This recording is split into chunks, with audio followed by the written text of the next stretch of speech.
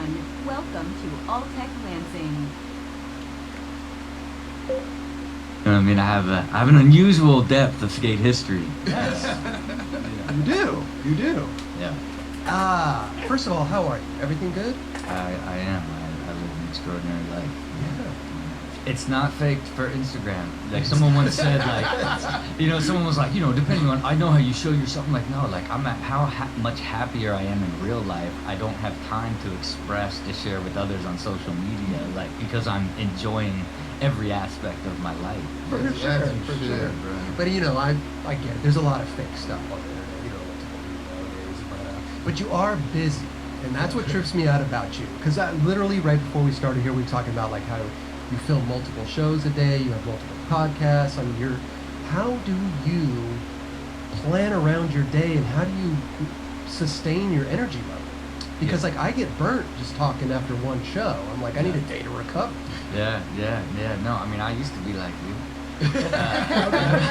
What can I do? What can I do to change to be like you? Like I really just began to look at all aspects of my life and what things give and take energy, and then I began to design my life around it. Then I began to assess everything of like, where am I wasting energy, and how can I either hire somebody, create a system, or find a solution to either do it faster, more efficiently, or more enjoyable, or quit it completely.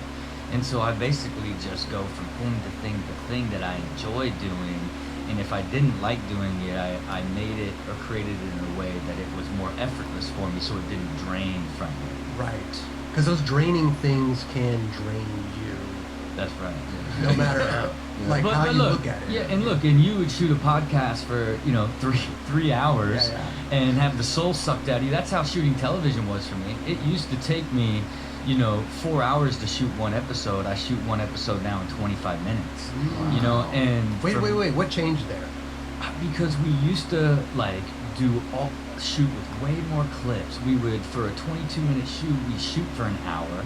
Then I would do like an hour of voiceover on the stage, right? So you have to break in between and all this stuff. It would take so much time, and I just eventually kept optimizing it. And then I used to have to drive to Glendale and review shows, and then come back and shoot them in the following week, and then prepare before. Where now I get the shows the day before. I've optimized even how I review the shows. It takes me about 15 minutes to review it, and then I go straight in and try to shoot the whole show in under 30 minutes, and then take a 10 to 15 minute break under 30 minutes, because I used to shoot 2 shows a day and shoot for a whole month, and now I shoot 6 a day and shoot a couple times a month to shoot 252 episodes a year. I'm sure it also comes with the experience of doing it too. You just get more accustomed to it. Okay, the flow. We don't need 50 clips. I could do this in 20 clips. No, that's part of it, right? You know how much more comfortable you are with shooting the show now, so far into it, how much different the rhythm of going through it versus trying to figure it out in the beginning. To the great Andrew Huberman. It's the virtuosity side of shooting it, where you go from the mastery side to then now, how can you just keep trying and experimenting to make it better and better and faster, and then you have to push your editing teams where they're like, it's not possible, we have to shoot with 7 clips and we need the voiceovers, and I'm like, well, we're doing it anyway. Let's test it and see how it works. Then they're like, oh, it doesn't work that too bad. And then I slowly was like, every clip that I took out of a package saved me 7 minutes of shooting, and then it went from 7 to 6 to 5, and I pushed them to 4 this last season, and that didn't work. So you met the threshold. But then I had them take out one act out of the third act of the show, which will allow me to now shoot it in the 25-minute range instead of the 30-minute range. Love that you have creative control over it. Yeah. Because I think that's important, rather than just being told what to do. You kind of took the reins and been like, hey, this works for me the best. Yeah, but it's always been my show. You know what I'm saying? It's not like nobody had, the network will weigh in for certain things here and there, but they're, everybody that's, creating and building the show which is an incredible group of people. I mean, it's hundreds of people to get that thing ready for me to be able to assess it the night before for 15 minutes to shoot an episode in 25 minutes. But they're still, managed at my directive of what we're trying to achieve here. I'm mind blown by how you are so efficient with your time. Yeah. And you make sure that, again, like the trial and error on whether or not this is going to work, you push them to that point. I mean, But I do that in every aspect of my life. Yeah. So it's like every bit of my time is completely designed, and I just have this rhythm that my life stays in, and I'm constantly optimizing that rhythm around having every day be a day that I enjoy completely. right. And whenever I find friction, like I'll make decisions and change things and begin to find friction or hire somebody and there's friction. Whenever there's friction, I work to like find a system or a solution, or I make change so that I don't sacrifice wasting any of my time or not enjoying any of my time or not using any of my time with intention. And then at that point, time slows down. You know what I mean? And now you understand the value of your time, so you're enjoying and experiencing life in a much richer level. Right. This ain't skate talk. Right. What are we talking about? Did you do that as a skateboarder at all? No, I would have been I would have had some of the most incredible video parts of all time.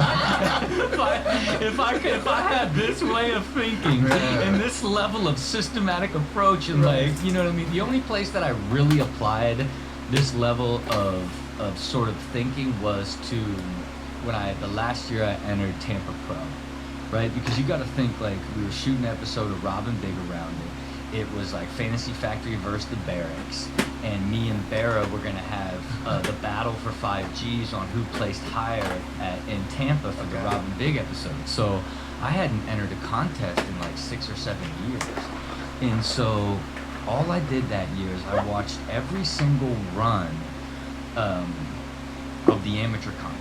Right, so I could just at least begin to see like how many tricks you could do and where you could do between. So I mapped out all the tricks that I would do in my run, and then I went to the Barracks, right? And because this was before it was the media house, and it was just basically Eric and Steve's skate park. This was the old Barracks, so near the Fantasy Factory. Yeah, because you got to keep in mind back then, we would skate it. Nobody would even go there. Like I had keys, and we would just skate there all the time. No one was ever there.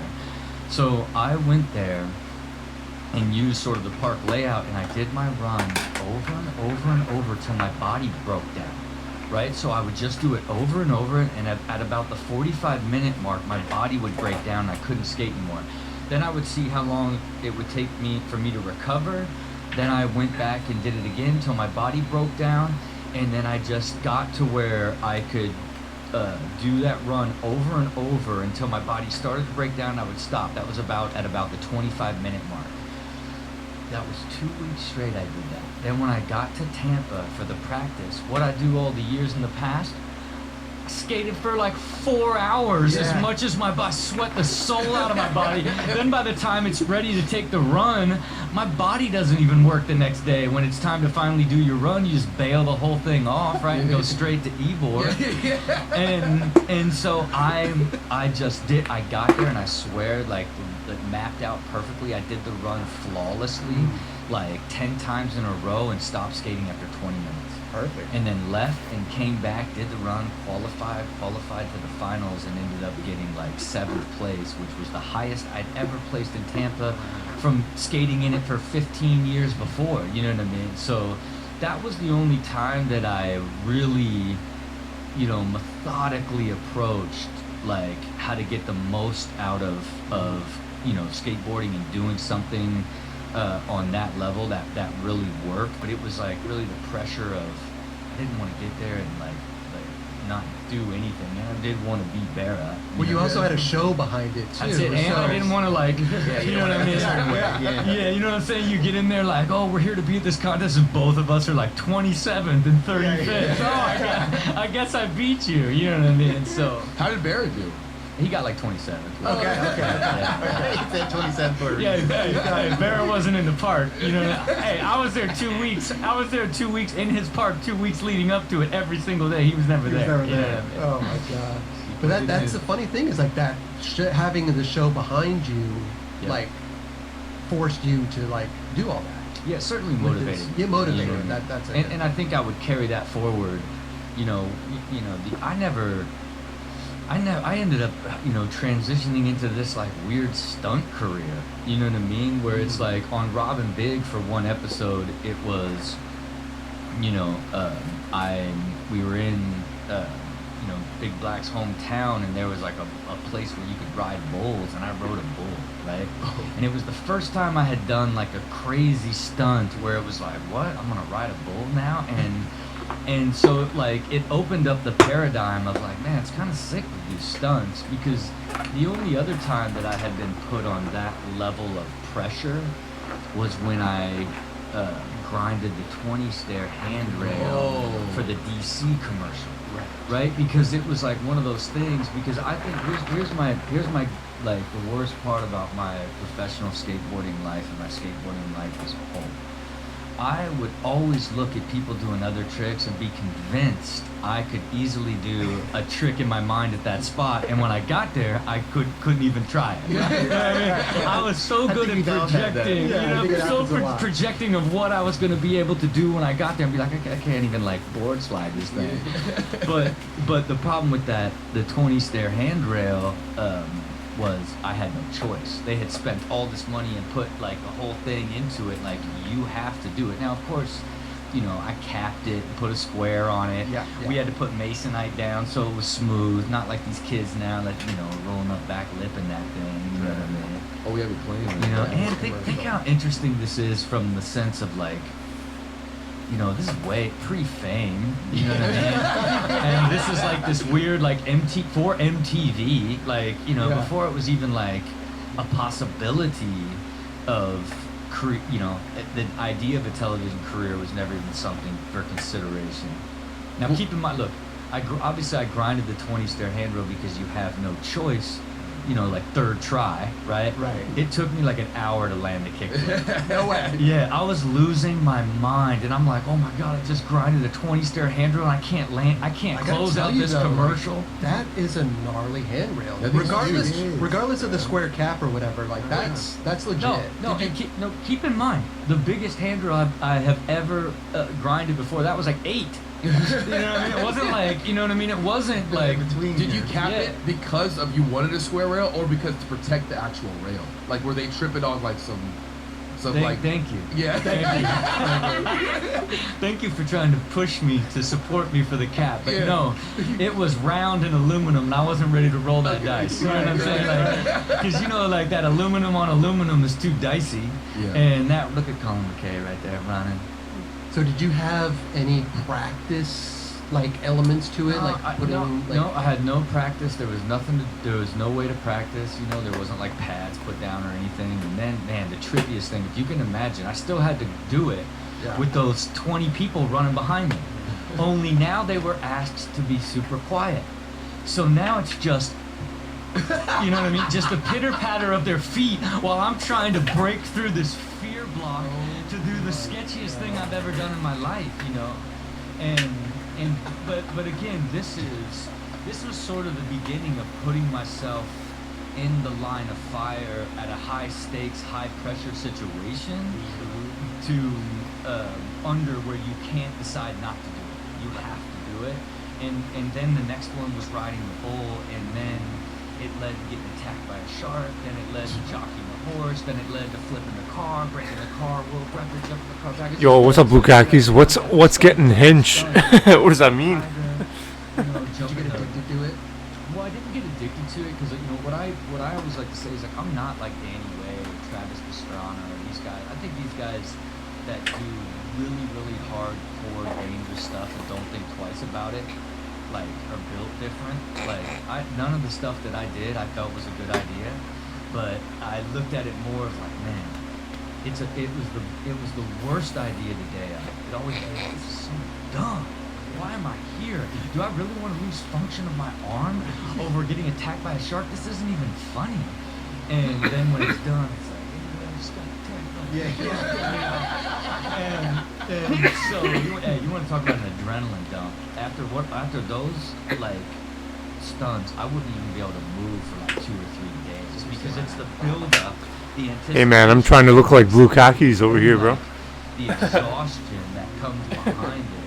But I wasn't looking at it from an addiction as much as it started to be like, man, you're building a highlight reel that no one can ever take away from you. Ah, You know, yeah, and I henchmen. think Yeah, that that's what I as was thinking. each I was one thinking happened, henchmen. And then I would kind Nice. of create and write stories about them. So I would, design and put the pressure, have it be around content, and even a lot of those, like those big Chevy stunts, like flipping the car and breaking the car world record for jumping the car backwards. Like those were big multi-million-dollar, multi-platform. Like they were partnerships, that ended up they were sponsoring like Street League and viral content, and they were doing MTV advertising. So those were like business stunt and content all mixed into one. But for me, I knew as I was doing them, like, dude, man, nobody can ever take this away from you. You're building a resume that nobody's has, and that's sort of what kind of drove me. And then the final one I did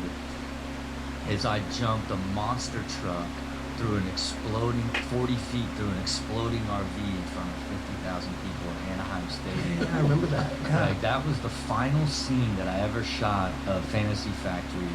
And I spun that thing around and flipped it around and went backwards and jumped through it. Like I was on. As soon as I got through it, I was like on one. Because those monster trucks are super easy to drive because you control all 4 wheels.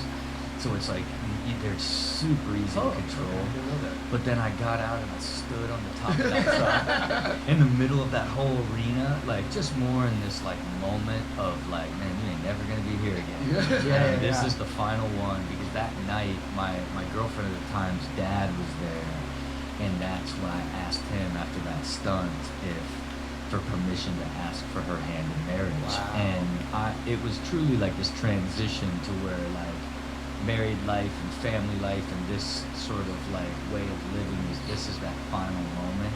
And her dad's like, bro, he tried to keep it cool. He was like, for sure you can treat her well. His initial instinct was like, bro, absolutely, bro. What? Yeah, bro. Like, but he had to like keep it cool. Like, so you're gonna treat her well. You always gotta treat her well. Yeah. The whole thing. What I love about all this, though, is, it stems from skateboarding. Yeah. 100% of it. Your whole career, because you've been like an entrepreneur type, even when you were younger, starting these companies, growing up and everything. But how a little kid from what's the name of the Kettering, Ohio? Yeah. How do you even get started in like the whole skateboarding thing? Seems very far out there. Yeah, it's believe it or not, man, Dayton and the Dayton area ended up being like the epicenter of skateboarding outside of California, right? Totally. But to me, my sister's boyfriend got a board in '86, and I wanted to be him, and he wore 2 spiked belts across the chest, one around the waist, and he had spiked hair, and he wore 4 bandanas on each arm and each leg. So I went out and got 2 spiked belts and 16 bandanas, and I went to my elementary school with my spiked hair and my bandanas, and they're like, what is this? And I'm like, I'm a punk, and I ended up buying my first skateboard, like a fluorescent pink faux brown for him, right? And he was actually back then there was crews, and his crew was the Street Rats. And I wasn't, they wouldn't let me be in the Street Rats, all the older kids. So me and all my friends had to form another skate crew, and that's when I did Creative Wild Runners, which I would eventually go on and make a cartoon or Nickelodeon about, right?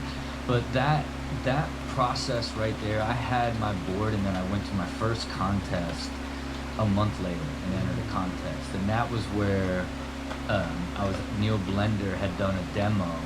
And at the end of the contest, he was getting into the car with all these chicks and different people, and I was like, hey, there's not enough room for you in that board.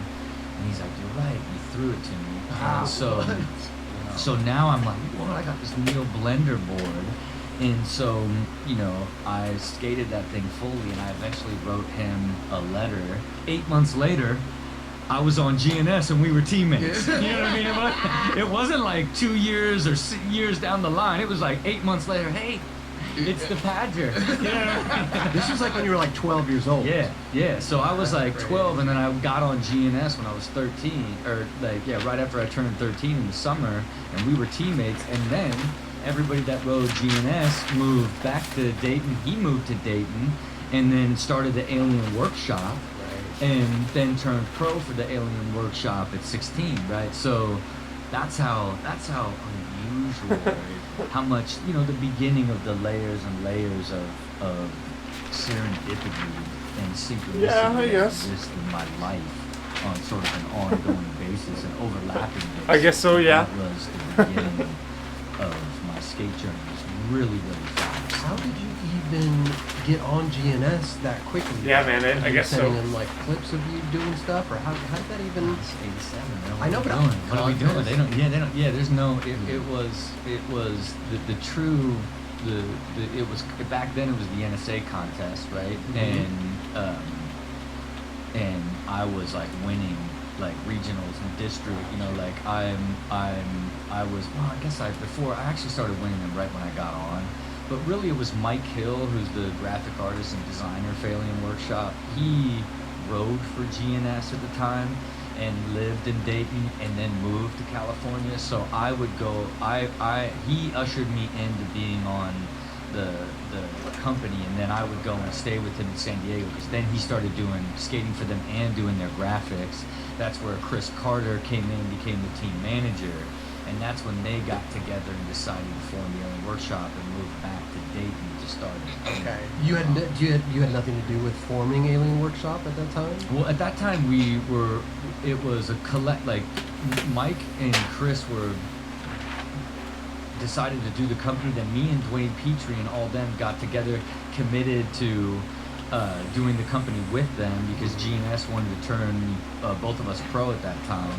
And then we all sat in a room together and went through all the names, right? And we were all super into conspiracies and everything that was going on with aliens.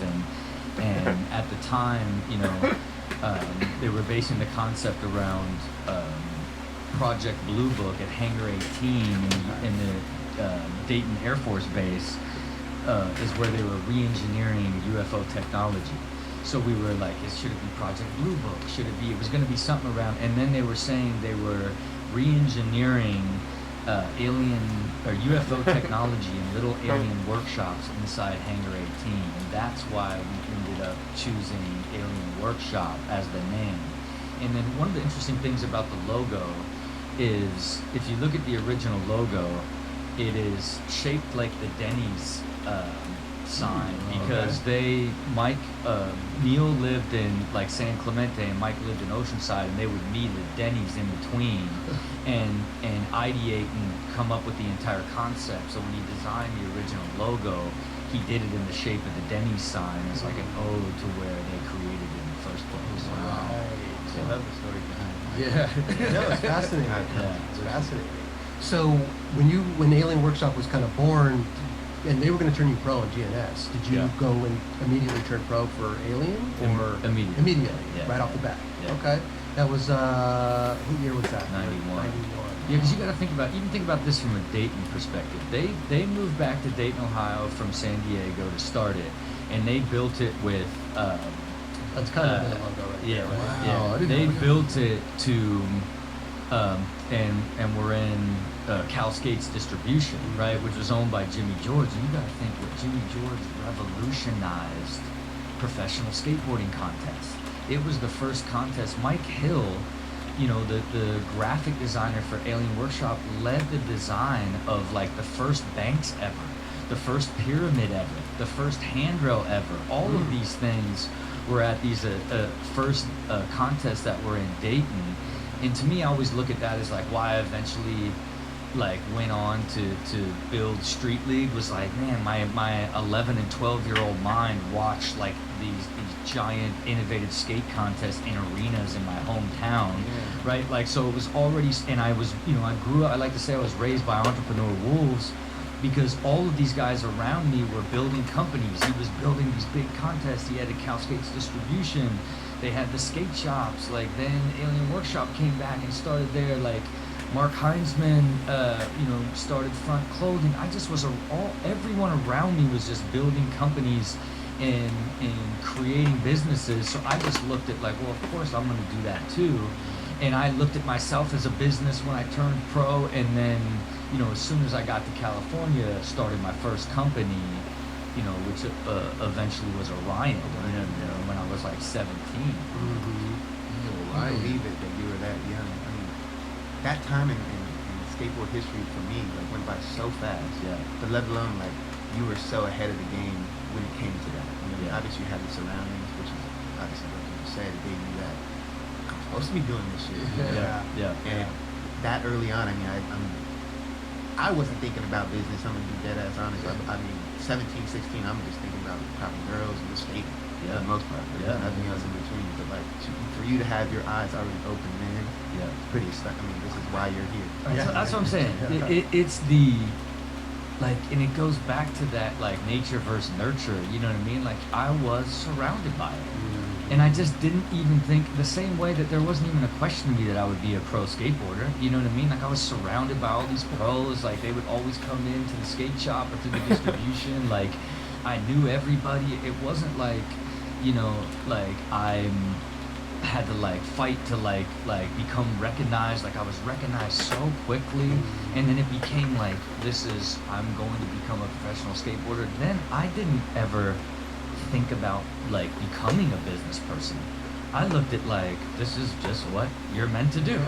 You know what I mean? Which one am I gonna do? And even in those early years, I used to track like all of like, I used to consider myself like a business, and I would track all my finances, why I still have all my money that I earned in like 91 and 92, and I can look to my entry of December of 91 where I sold one board and got a check for $2, and that it's in there like Alien Workshop board royalties, $2. You know what I mean? Yeah, you know what I mean? Like, it's that like type of thing. 'Cause you gotta understand, even like I had quit high school, and then I was wavering on whether or not I wanted to move, right, to San Diego is where I was gonna move, and then they guaranteed me $1,000 a month if I moved to San Diego. Alien. Okay. I felt like I won the lottery. It's like, I can only imagine. it was like, I didn't talk to anyone, I didn't even ask anyone. Load up the Civic, here we go, man. Like, we're headed to Lucadia, you know what I mean? Like, Did you have a place for you to stay, or did you have to pay for the rent too with that $1,000? Yeah, but I want to say, like, me and John Drake shared a room, so like, and then when we first moved out there, we moved in with 4 girls who had an extra room, and which ended up being like how I got really close with Ken Block, right? Because Ken was dating one of my roommates, right? So, and then Barra was dating the other. It was a really interesting like dynamic. And then me and Drake shared a room in there, and so it was super cheap, and it felt like we were man, I don't, living down by the beach, living with all these girls, and of course my mom, was devastated that I was moving in with girls. Her first initial reaction was like, oh my God, he's gonna have AIDS. You know what I mean? Like, and it's like, It's so drastic. no, I mean the most extreme version, like not like just 0 to 100 on like worst case scenario by moving out of Ohio to living with girls. The next stop, AIDS. You know what I mean?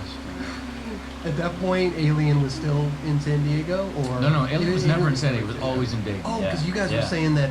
I thought you were saying that they were having meetings out here. Yeah, that was that. They had the initial meetings out here because everybody worked at GNS. Then they moved. They started the company in Dayton with Jimmy George. You know what I mean? Interesting move though, because the industry's out here. Right. So to form another company out in Ohio seems kind of backwards. No, it's. But again, think of the all the years of those big pro skateboarding contests. Then the Cal Skates distribution, and then having the big sort of distribution infrastructure. So and then this idea for those guys is, hey, you can ship to the East Coast and the West Coast from the middle of here. So they were looking at it more from a business opportunity. They had a partner with infrastructure. So it was a much easier way for them to build a company, since they really didn't have any money to start the company. You know what I mean? Interesting. When you moved out here, how longer after you moved out here was Drawers? I want to say, I can't remember how I connected with Drawers in the beginning. I don't know. I can't remember how I connected with them initially, but it was super early. I think I actually did meet Ken through like Danny or somebody at the SF contest. And then they started flowing me, and then when I moved to San Diego, then we became friends. Then I started riding for Drawers, and then he started dating my roommate. Then we became much more closer, right? Because he was a huge influence on me in sort of he was the first person that I would see, approach writing out what you're going to do each day and being more methodical and being more focused. Like, he was that initial influence as it was related to shaping my business mind further, in being more focused and looking at more ideas to better myself and someone to mirror. He was really one of the first people. Because those Drawers ads were so good back in the day. I think you had the one with the paint. Was that you the paint and the cigarette? Yeah. That OG one. I can't remember where we started with it. It was like, should we just pour paint on him, and then it poured over his face with the cigarette in it. Boom. Then it's like this iconic that was memorable. Totally. You guys had some great ads. And it was such a good company too. I remember everybody was like Drawers. I got floated by Drawers for a while, and it was the first company that I went in there, and they're like, "Here's a card, take whatever." I'm like, "Okay, this is a big card. I don't know. It's got 2 racks on it too. I don't know how much. They made bless. Insane.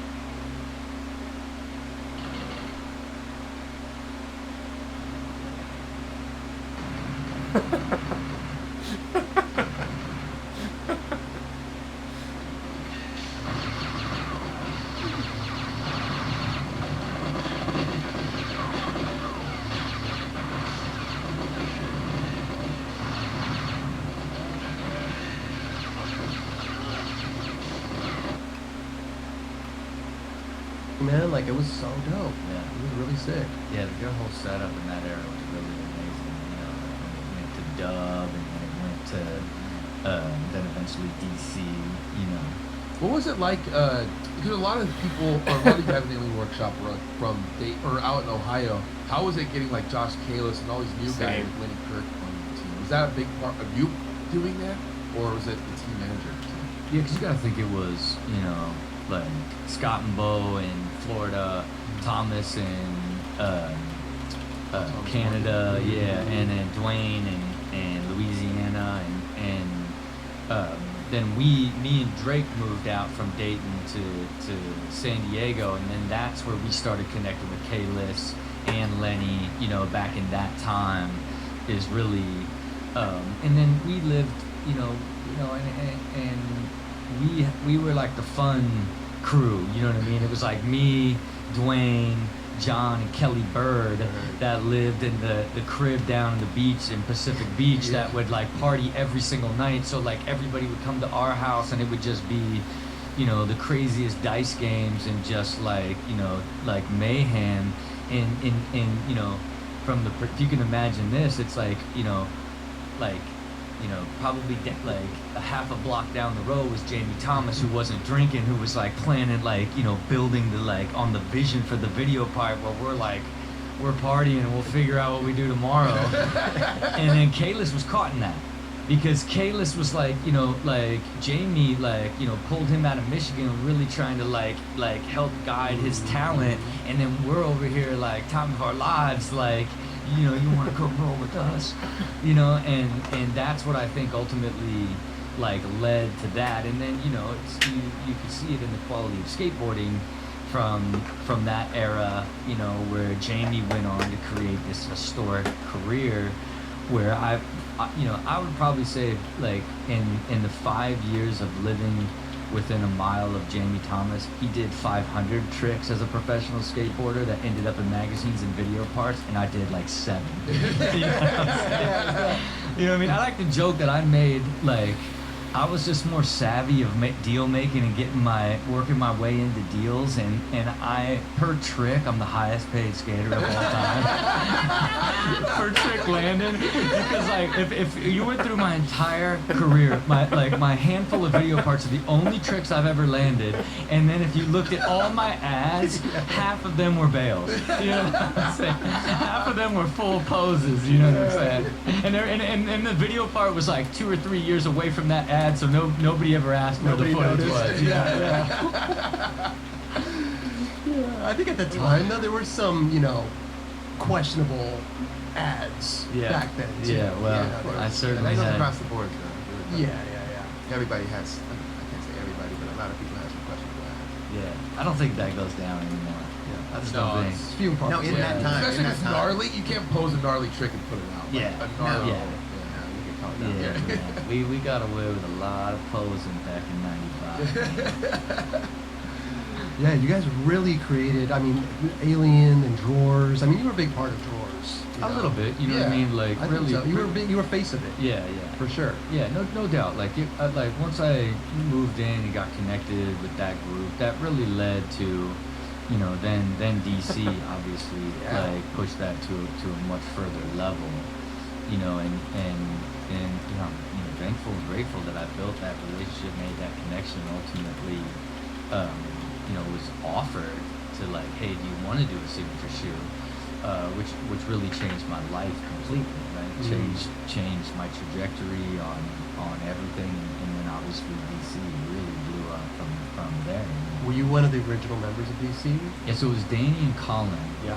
And then, man, these guys, like, they flew me to Tahoe with them, Damon and Ken, for a snowboarding trip. And I had snowboarded like 3 or 4 times before that, I was dabbling in it. And on that trip, they asked me if I wanted a signature shoe, that they would like to offer me a signature shoe, and it was like, it's amazing, it was an amazing trip. And so Ken thought it would be funny on our first like run on the trail, to take me to like whatever like skill, whatever amount.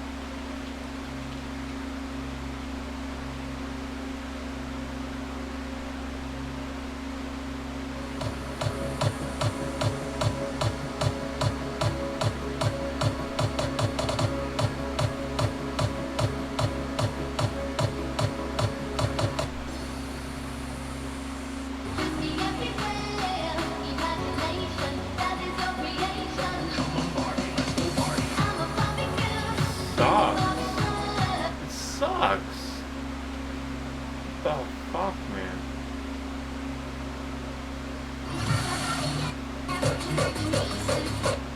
Not bad, we'll do it.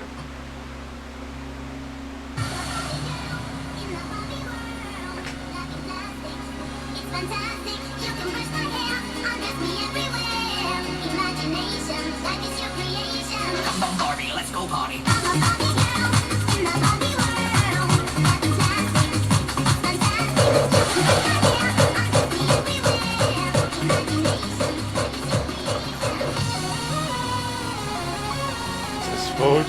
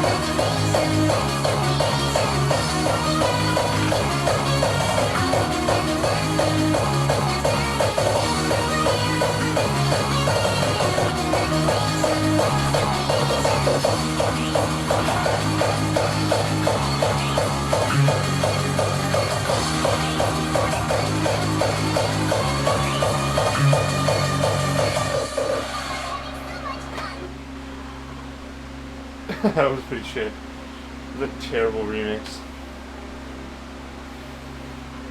From reality when you don't sleep enough, oh man.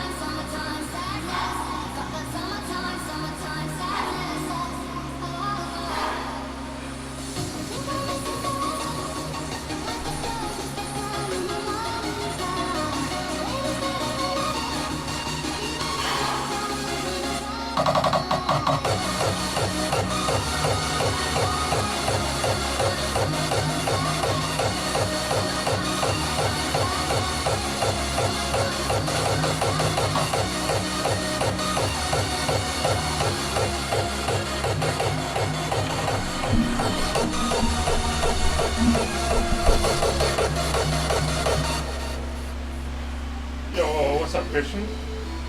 What up, Christian? How you doing, bro?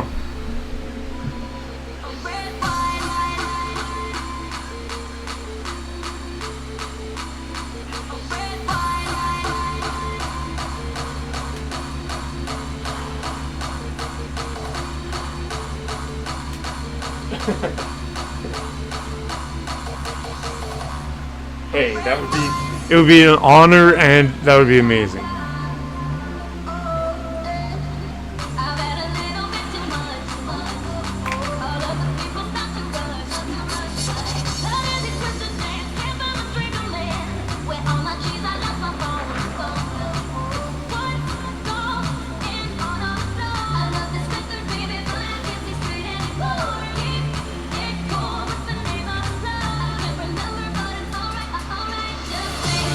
It's an hour long.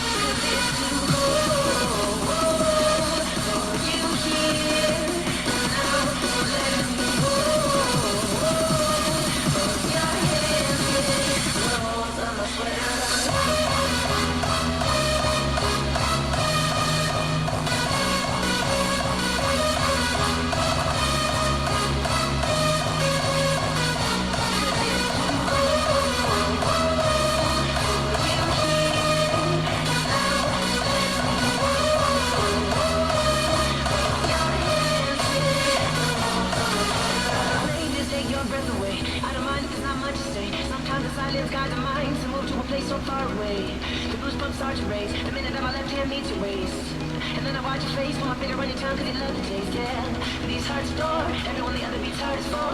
Inside this place is warm, outside is ours to pour. Coming down, one love, two mouths, one love, one house. No shirt, no blouse, just us, you find out. Nothing that we don't wanna tell you about, no, no, no. Cause it's too cold for you here and now, so let me hold both your hands in the holes of my sweater.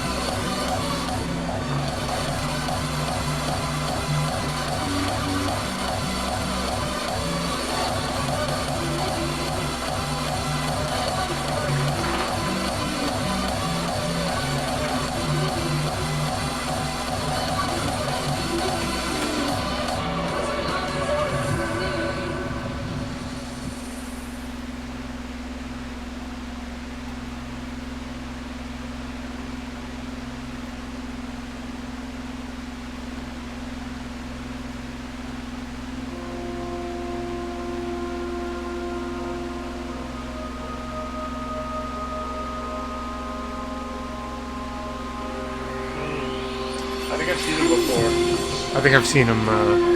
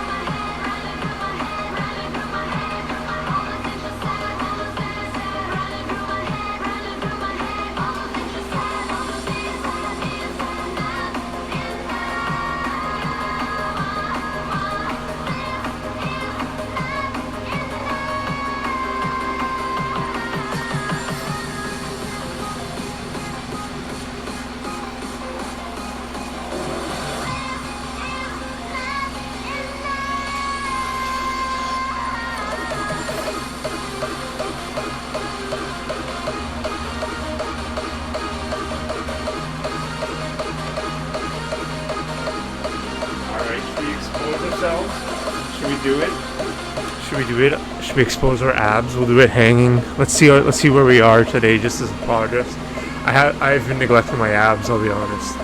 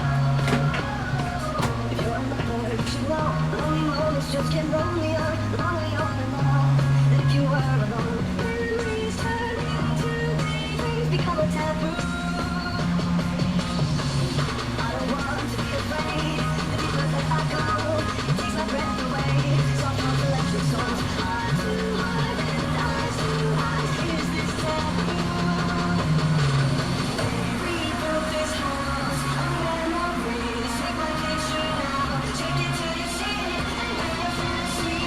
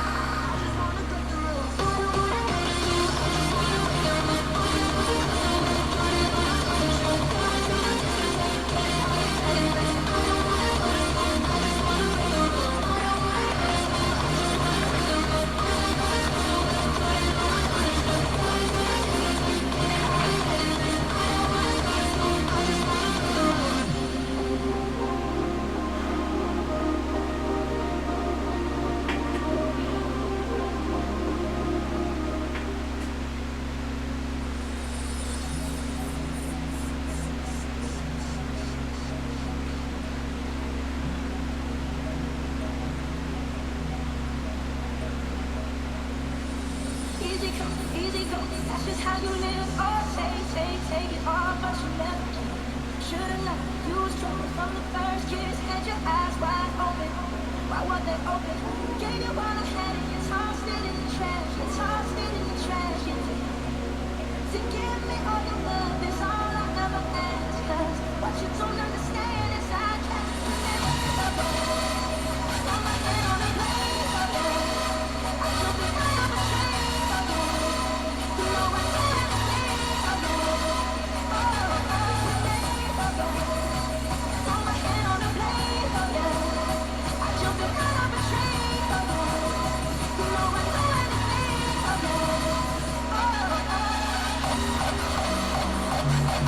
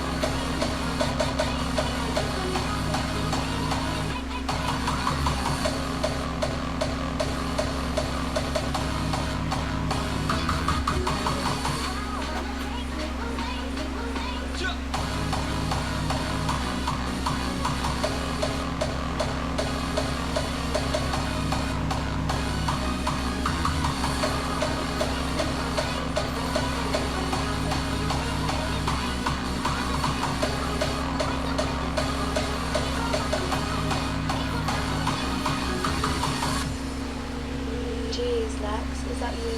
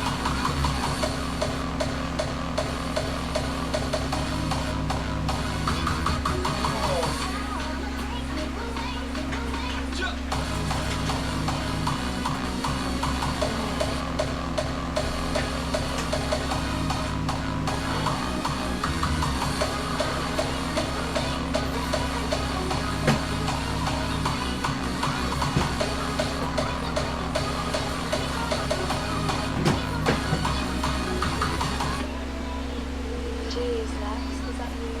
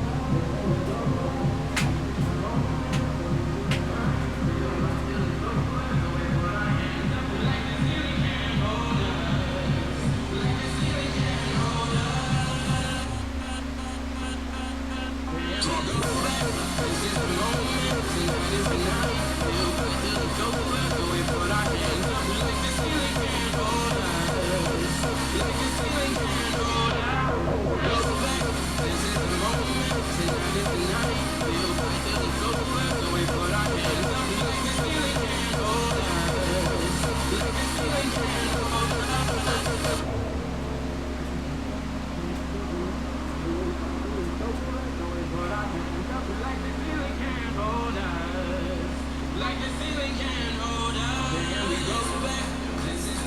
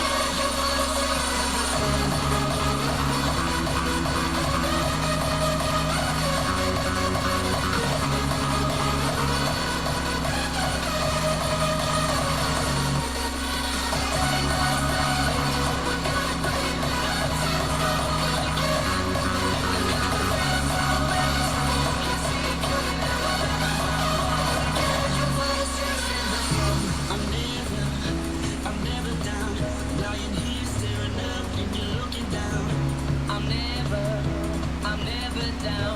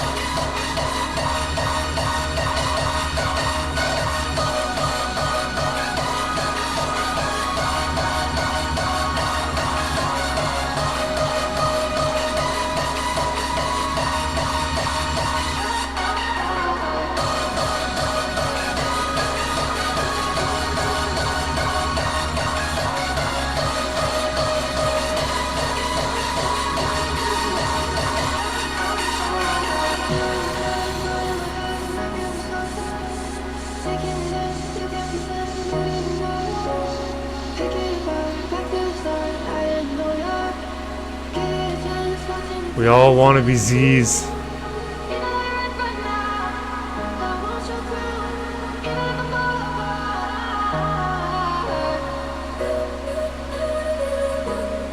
You gotta smile.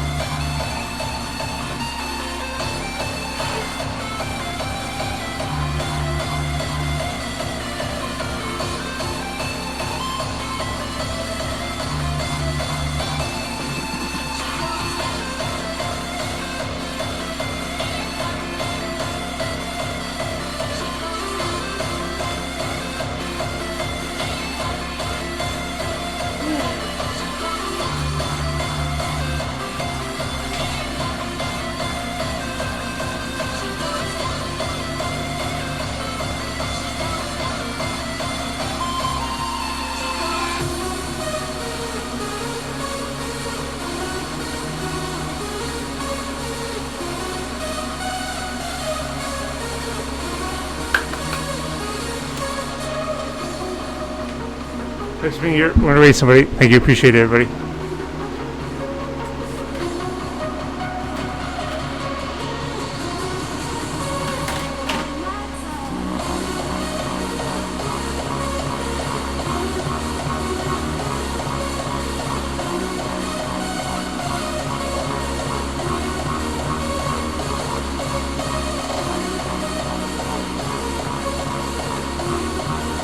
Oh, Toad's here.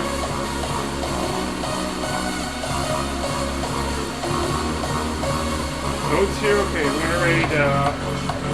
we're gonna raid Retronomicon. Toad's still here. Thanks, bro. Thanks for the thumbs up, man.